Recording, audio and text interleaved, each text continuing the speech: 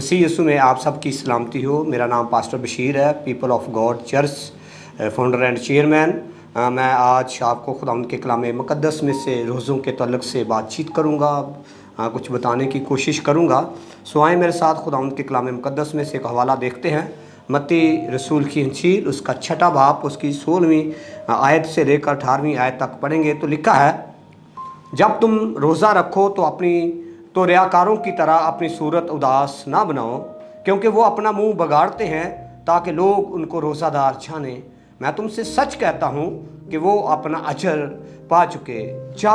बल्कि जब तू रोज़ा रखे तो अपने सर में तेल डाल और मुंह धो, ताकि आदमी नहीं बल्कि तेरा बाप जो पोशीदगी में है तुझे रोज़ादार छाने। इस सूरत में तेरा बाप जो पोशीदगी में देखता है तुझे बदला देगा। खुदावंद के पाक कलाम के पढ़े और सुने जाने पर उसकी बरकत हो। हम खुदावंद के कलाम मुक़द्दस में से देखते हैं, ये खुदावंद यीशु मसीह के मुंह के अल्फाज हैं। इससे पेशतर के खुदावंद यीशु मसीह के इन अल्फाजों पर गौर करें। हम थोड़ा सा पुराने यादनामा में जाएंगे तो पुराने यादनामा में दुख, मुसीबत, बीमारी या खाकसारी या आजिज़ी अख्तियार करने के लिए रोज़ा रखा जाता था। इससे पेशतर पुराने यादनामा में रोज़ा जो है इसका जिक्र 34 दफ़ा आया है। पुराने यादनामा में रोज़े का जिक्र 34 दफ़ा आया है और नए यादनामा में 20 दफ़ा आया है। ये 1497 कामी में इसराइल में एक दिन मुकर्रर किया गया ताकि वो रोज़ा रखें। इसी तरह ये रोज़ा इबादत का हिस्सा बन गया। अहबार 16 बाब की 29वीं आयत में इसका जिक्र है और लिखा है कि तू शाम से शाम तक अपनी जान को दुख देना, रोज़ा रखना। सो हम देखते हैं कलाम मुक़द्दस में जहाँ जहाँ रोज़ा रखा गया है बिला मकसद नहीं रखा गया, बिला वजह नहीं रखा गया, बिला ज़रूरत नहीं रखा गया। तो रोज़ा जब भी रखा गया कुछ वजूहात थी जब रोज़ा रखा गया। पुराने यादनामा में हम पढ़ते हैं पहला सैमुएल 7 बाब की 6ठी आयत में कौम की मुआफ़ी के लिए रोज़ा रखा गया। वहाँ कौम की मुआफ़ी के लिए रोज़ा रखा गया। और दूसरी तवारीख 20 बाब की 4 और 2 आयत से लेकर 4 आयत तक हम पढ़े तो दुश्मन से मुकाबला करने के लिए या दुश्मन के साथ जंग में फतह हासिल करने के लिए बनी इसराइल ने रोज़ा रखा, फ़लस्तीनियों से फतह पाने के लिए रोज़ा रखा। तो जहाँ जहाँ हम देखते हैं कलाम मुक़द्दस में गाहे बगाहे तो वहाँ कुछ मकसद के लिए रोज़े रखे गए। और कलाम मुक़द्दस में 40 दिन के रोज़े का भी जिक्र है और पुराने कलाम मुक़द्दस में 21 दिन का भी जिक्र है, 7 दिन का भी जिक्र है, 3 दिन का भी जिक्र है। ये कलाम मुक़द्दस में हमें मिलता है, बहुत सारे हवालाजात मिलते हैं। लेकिन जहाँ जहाँ रोज़ा रखा गया है वहाँ वहाँ पर मकसद भी ज़ाहिर किया गया है कि किस मकसद के लिए रोज़ा रखा गया है। कौम की माफ़ी के लिए बताया गया कि कौम की माफ़ी के लिए रोज़ा भी रखा गया। और जब हम यूना के किताब में पढ़ते हैं तो वहाँ खुदा के गज़ब से बचने के लिए, क्योंकि खुदा जो है उस शहर जो नैनवा है उस पर खुदा गज़बनाक हुआ, उनकी बुराई बहुत बढ़ गई। तो खुदा ने यूना से कहा कि तू वहाँ जा और जाकर मुनादी कर।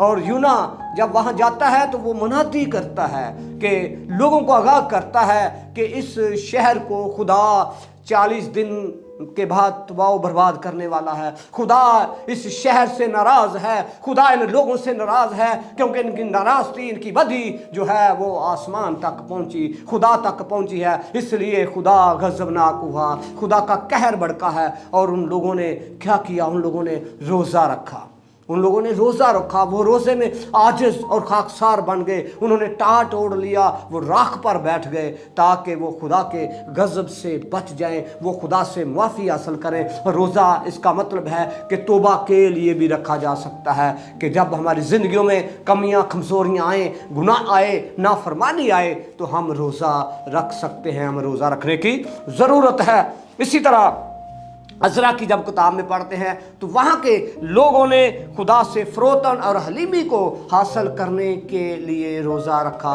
और खुदा का कलाम बताता है कि वो खुदावंद के आगे हलीम और फ़रोतन बनने के लिए उन्होंने क्या किया? रोज़ा रखा। और दूसरा एक और पॉइंट जो दानिएल ने रोज़ा खुदा के कलाम को समझने के लिए रखा। खुदा के कलाम को समझने के लिए आज हमें भी खुदा के कलाम को समझने की ज़रूरत है, तो हम इसके लिए रोज़ा रखेंगे।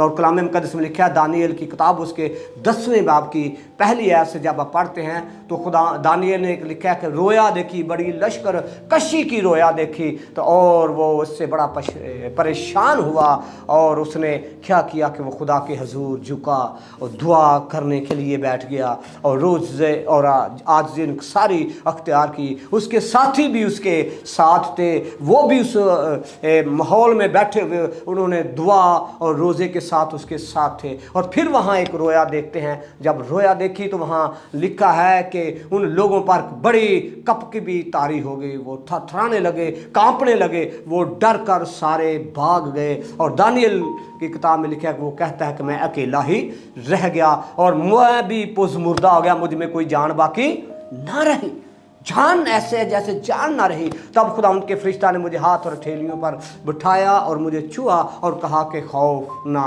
कर, जब से तूने दिल लगाया है कि खुदा की बातों को समझे, अब मैं आया हूं ताकि तुझे इन बातों का क्या दूं, समझाऊं, समझ दूं।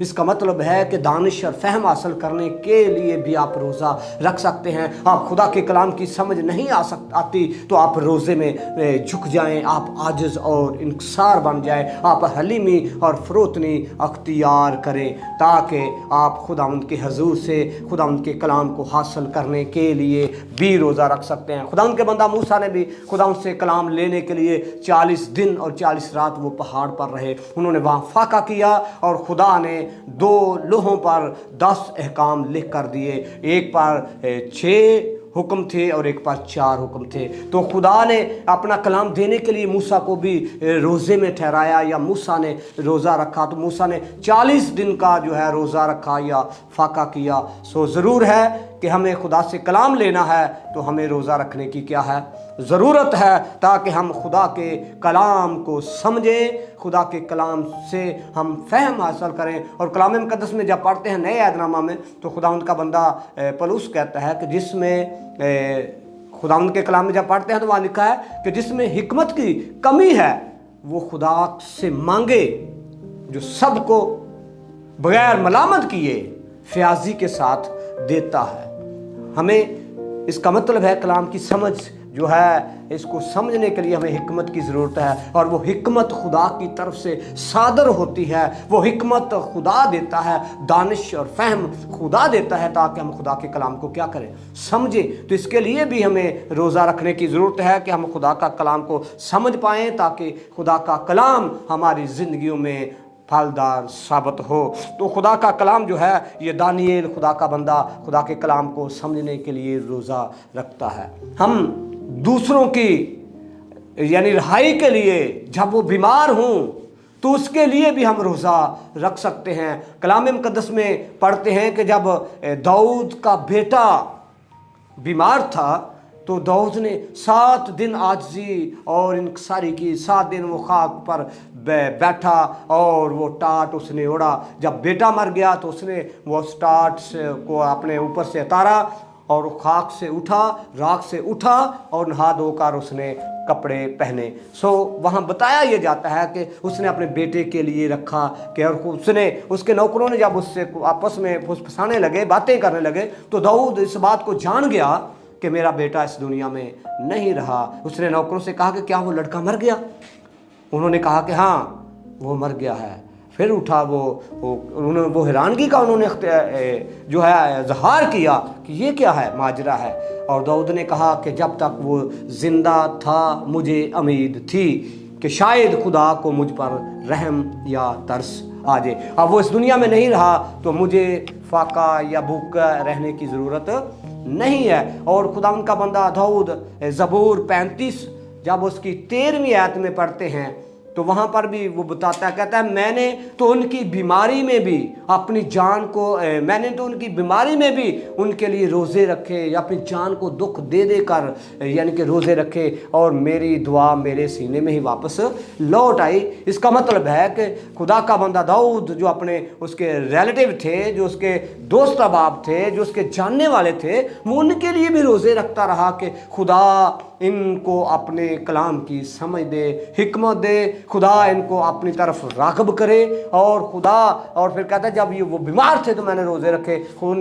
दाऊद ने उनकी रहाई शफा के लिए भी रोज़े रखे। और कलाम मुक़द्दस में ये भी साबित होता है कि हम दूसरों की बीमारी के लिए भी रोज़ा रख सकते हैं और हमें रखने की ज़रूरत है। और जब हम दुश्मन से बचाव के लिए भी रोज़ा रख सकते हैं, दुश्मन से रहाई के लिए भी रोज़ा रख सकते हैं। ये हमें आस्तर की किताब में मिलेगा।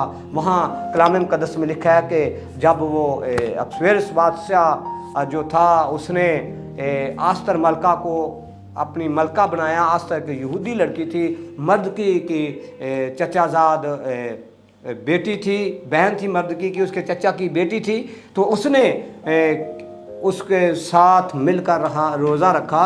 जब हामान ने पूरी यहूदी कौम की नस्ल कशी करने के लिए उसने प्लान बनाया और हुक्म जारी करवा दिया बादशाह से। और ये याद रखें, मादियों और फारसियों के जो अहकाम होते थे, कवानीन होते थे, जो बादशाह जिस पर साइन कर देता था, अपनी मोहर लगा देता था अंगूठी की, उसको कोई रद्द कर नहीं कर सकता था। बजाते खुद बादशाह भी रद्द नहीं कर सकता था। तो फिर मर्दकी ने जब आस्तर को बताया कि हामान ने ये मंसूबा बनाया है, तब जो है आस्तर मलका ने कहा कि मर्दकी के तू भी रोज़ा रख, पूरी कौम रोज़ा रखे, मैं भी रोज़ा रखूँगी और मेरी सहेलियाँ भी। 3 दिन तक हम खुदावंद के हजूर फाका में ठहरेंगे, रोज़ा रखेंगे, उसके बाद मैं बादशाह के हजूर जाऊँगी। जब उन्होंने 3 दिन का रोज़ा रखा, फिर वो बादशाह के सामने जाती है। ये सारी जो स्टोरी है, ये जो हिस्ट्री है या जो तारीख़ है या कहानी है, आप सबको इसके बारे में इल्म है। जब वो 3रे दिन बादशाह के पास जाती है तो फिर बादशाह उसकी तरफ सुनहला आसा बढ़ाता है और उस आसा को छूती है। ये ज़िंदगी की अलामत है। तो फिर इसके बाद वो अपना जो है वो प्लान बताती है, वो मुद्दा बताती है, अपना मकसद बताती है। तो मेरे साथ ये मामला तो हो रहे हैं। तब खुदा ने बनी इसराइल को बड़ी फतह दी। उन यहूदियों को जो जश्न के इलाके में या अहसवेरोश बादशाह के एरिया में रहते थे, उसकी हुकूमत के अंदर रहते थे, उन लोगों को बड़ी फतह मिली। ये फतह रोज़ा की क्या है? अलामत है, निशानी है कि रोज़ा के वसीला से जो है फ़तह मिलती है। फ़तह बगैर रोज़ा के बहुत नामुमकिन है। आप चाहते हैं कि हम फ़तह पाएँ तो आप रोज़ा रखें, आप रोज़ा रखें। अगर आप चाहते हैं तो आपको फ़तह पाना है, आप खुदावंद यीशु मसीह के नाम में आगे बढ़ना है तो रोज़ा रखें। तो खुदावंद यीशु मसीह ने रोज़े के तलक से यहाँ भी उन्होंने कहा कि जब तू रोज़ा रखे। और पुराने ऐदनामा में जब लोग रोज़ा रखते थे तो वो खाक पर बैठते थे, खाक अपने ऊपर भी डालते थे और टाट ओढ़ते थे। और जब वो कहीं बाज़ार में जाते, पसीने से उनके चेहरों की शक्लें सूरतें बिगड़ी हुई होती थी और लोग समझते थे कि ये इन्होंने क्या किया है, रोज़ा रखा है, इन लोगों ने रोज़ा रखा है, ये रोज़े में हैं। इसलिए खुदावंद यीशु मसीह ने कहा कि जब तुम रोज़ा रखो। यीशु मसीह ने शागिर्दों को और पूरे जो उसके पैरोकार हैं, उनमें मैं और आप भी शामिल हैं, हमें कहा गया कि जब का मतलब है जब हमें ज़रूरत हो। और ये याद रखें कि हमें ज़रूरत हर वक्त पड़ती है। हम मुश्किल में हूँ तो हम रोज़ा रखें, बीमारी में हूँ, हमने कलाम मुक़द्दस में देखा हम रोज़ा रखें। जब का मतलब है जब हम ज़रूरत महसूस करें, क्योंकि हम कमज़ोर हैं, हमें आजिज़ी और फ़रोतनी अख्तियार करने के लिए भी रोज़ा रखने की ज़रूरत है। अगर हमसे खुद ही नहीं जाती, हमारे अंदर तकब्बर नहीं जाता, गरूर नहीं जाता, तो इसके लिए भी हम खुदा के हुज़ूर रोज़ा रख सकते हैं। लेकिन जब तू रोज़ा रखो तो रियाकारों की तरह अपनी सूरत उदास ना बनाओ। ये खुदावंद यीशु मसीह यहूदियों से मुखातब थे और उनको कह रहे थे कि जिस तरह तुम रोज़ा रखते हो इस तरह का रोज़ा नहीं रखो, बल्कि मुँह क्यों अपनी सूरत उदास ना बनाओ, क्योंकि वो अपना मुंह बगाड़ते हैं। अपना हुलिया बगाड़ना नहीं है, बल्कि यीशु मसीह कहता है ताकि लोग उनको रोज़ादार जाने। मैं तुमसे सच कहता हूँ वो अपना अजर पा चुके हैं, क्योंकि वो लोग दिखावे के लिए रोज़ा रखते थे कि लोग देखें कि ये रोज़ा रख रहे हैं, लोग जाने कि ये खुदा के हुज़ूर बड़े आजिज़ और इंकसार हैं। लेकिन वो दिखावे के लिए था। लिखा कि जब तू रोज़ा रखे तो अपने सर में तेल डाल और मुँह दो, यानी कि तू हसाश बिशास नज़र आ, तू रोज़े में भी शादमान नज़र आ, तू रोज़े में भी खुश नज़र आ। तुझे कोई दूसरा बंदा ये जांचे ना, परखे ना और ये कि तुमने रोज़ा रखा है, बल्कि तो जो है इसको अपनी सूरत जो है उदास नहीं बनाना, गमगीन नहीं होना। पशीदगी में तेरा बाप जो तुझे देखता है वो तुझे रोज़ादार जाने। लोग तेरी तारीफ़, तेरी बड़ाई ना करें। और रोज़े के बहुत सारे मकासद, मेन जो रोज़ा है, रोज़ा जो यह है, ये दुआ, खैरात और जो है ये कलाम के साथ जुड़ा हुआ है।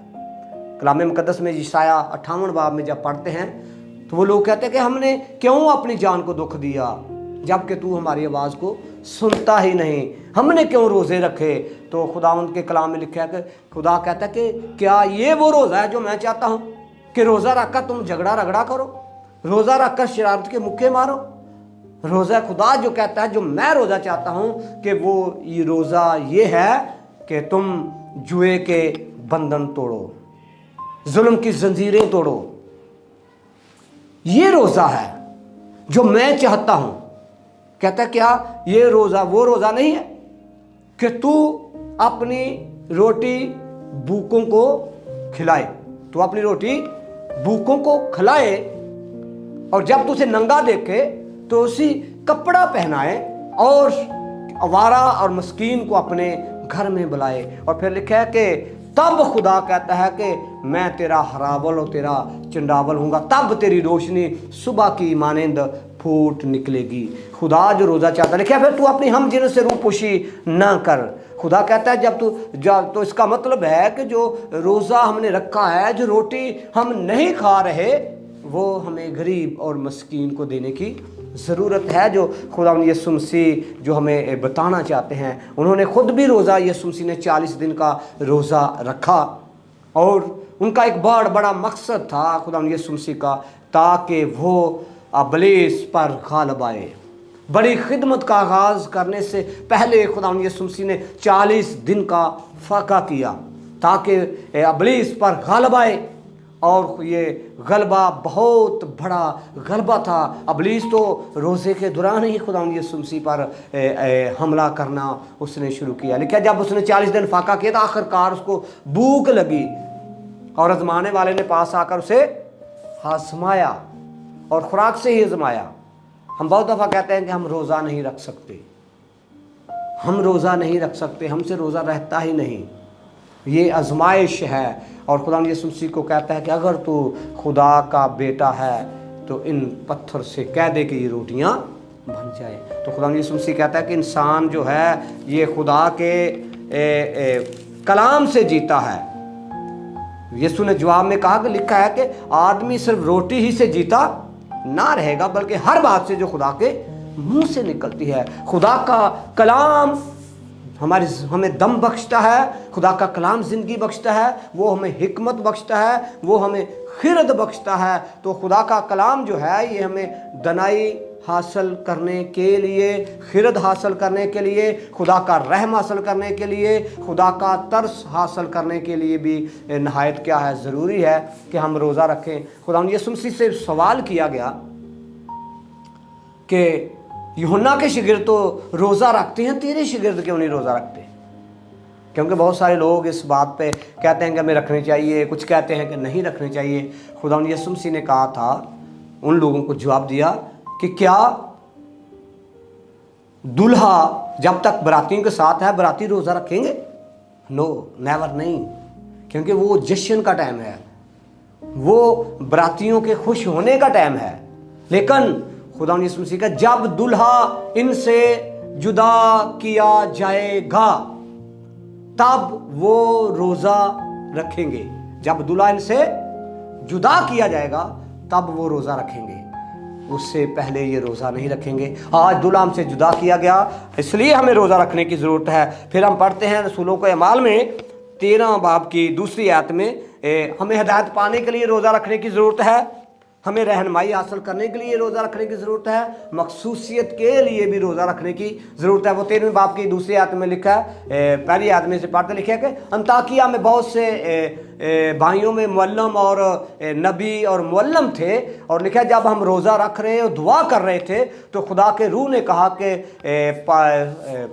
पौलुस और बरनबास को मेरे काम के लिए क्या करो, मखसूस कर दो, जिस काम के लिए मैंने उन्हें बुलाया है। तो ये खुदा की बुलाहट के लिए भी हमें खुदा रोज़ा रखने की क्या है ज़रूरत है। जब हम मखसूस करने के लिए, तो सब हम दुखों में, बीमारियों में ऐसे रहाई हासिल करने के लिए रोज़ा रख सकते हैं। हम दूसरों के लिए भी रोज़ा रख सकते हैं। हम खुदा से रहनुमाई हासिल करने के लिए रोज़ा रख सकते हैं। जब आप किसी को बीमारी में मुब्तला देखें, आप उसके लिए रोज़ा रखें ताकि खुदा उसको शिफा दे। हालेलुया। खुदा ताकि उनको क्या दे, रहाई दे। हमें बंदरों से आज़ाद होने की ज़रूरत है। तो रोज़ा जो है ये नहायत लाज़िम व मलज़ूम है। रोज़ा जो है ये खुदा की इबादत के साथ जुड़ा हुआ है। रोज़ा में आजिज़, हलीम, फ़रोतन बनाता है। रोज़ा खुदा के करीब लेकर आता है। रोज़ा बंधनों को तोड़ता है। रोज़ा जुओं को तोड़ता है। रोज़ा जो है ये खुदा की ख़ास बरकत है। इसको हम जो है ये ख़ास कर दुखों में भी रखा जाता था। ये जब क़ज़ात की किताब में पढ़ते हैं तो वहाँ पर 20वें बाब की 26 आयत में, तो वहाँ पर भी उन्होंने बड़े दुख और गमी में रोज़ा रखा। सबब ये था कि बिन्यामीन के कबीला ने एक बड़ा गुनाह किया, वो आप सब जानते हैं। और फिर पूरी बाकी के जो 11 कबीले हैं, इन्होंने जमा होकर बिन्यामीन के खिलाफ जंग लड़ी। जब जंग लड़ी तो इनके बहुत सारे लोग मारे गए। तब इन्होंने रोज़ा रखा, आजिज़ी अख्तियार की।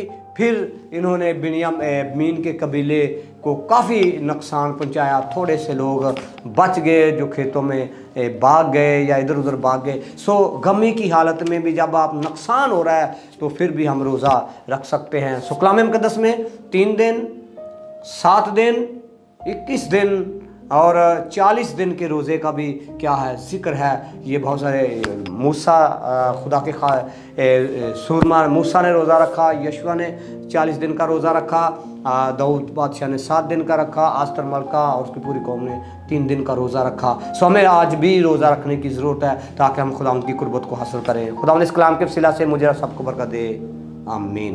तो अपनी आंखें बंद करेंगे। खुदा जलाल के बादशाह, मैं तेरे हुजूर आजिज़ी और इंकसारी इख्तियार करता हूँ इस कलाम के लिए। खुदा जो तूने मेरी इन सब की नसीहत तरबियत के लिए दिया, मैं तेरी शुक्रगुजारी करता हूँ। ये कलाम खुदा सब की ज़िंदगियों में कसरत से फलदार साबित हो। जितनी ज़िंदगियाँ जाने इस कलाम को सुने वो खैर व बरकत को हासिल करने वाली बने और तेरे कलाम मुक़द्दस को समझे। और खुदा इन बातों को, जितनी बातों को बयान किया गया, जितने पॉइंटों को बयान किया गया है, खुदा तेरे हुजूर वो आजिज़ी इंकसारी इख्तियार करें और इन बातों के लिए वो अपनी ज़िंदगी में ये मकसद बनाए कि हमने रोज़ा रखना है, खुदा के हुजूर झुकना है। सब सुनने वालों को खुदा बरकत देना, तेरा ही नाम इज़्ज़त जलाल पाए। मसीह यीशु के नाम में, आमीन।